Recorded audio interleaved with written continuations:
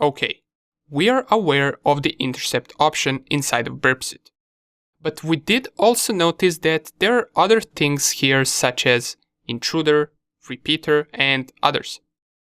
What are those options? Well, they all have their own purpose. Let's first start by checking out this target tab right here. So in this target tab will be all the websites that we visited while having Burpsuite as proxy in the current session. They will be listed in this left window right here.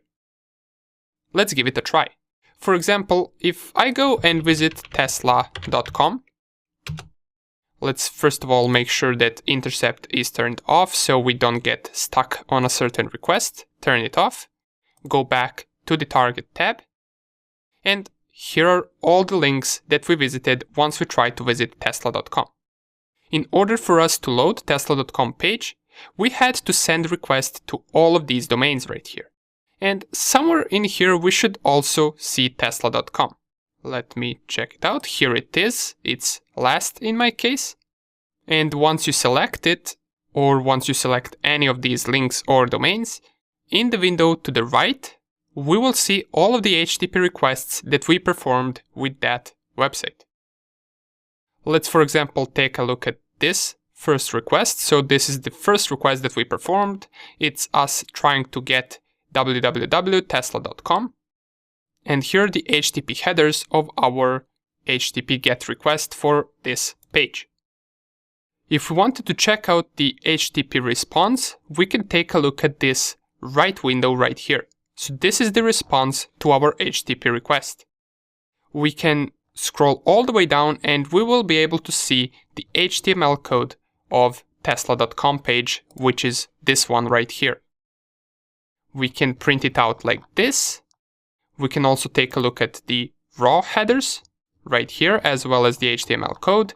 And we can also press the render option, and this will render the HTML code of that page, and we should be able to see the page right here in just a couple of seconds. And here it is.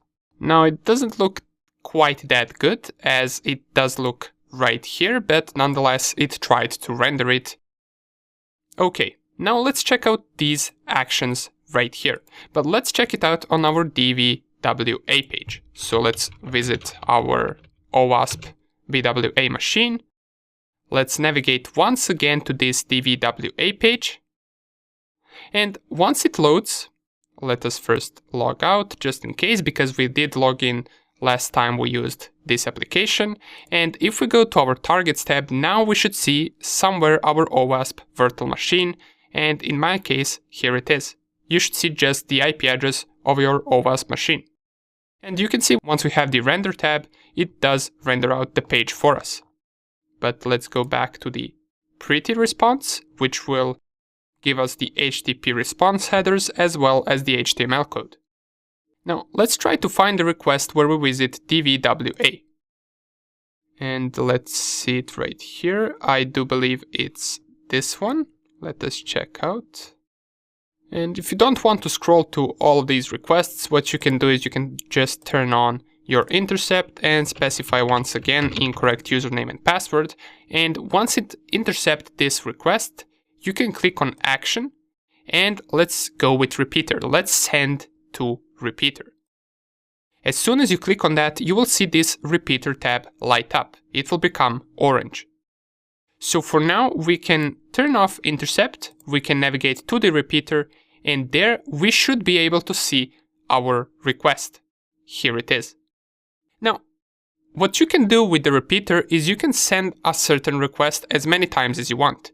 For example, I can try to send this request, and in the right window, we will get the response.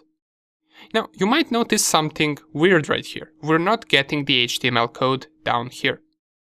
So what does this mean? Well, if we take a look at this response a little bit better, we're going to see that we didn't get the code of 200, which means that the page loaded successfully.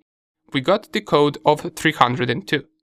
And once this happens, this usually means that you're about to get redirected to a certain page.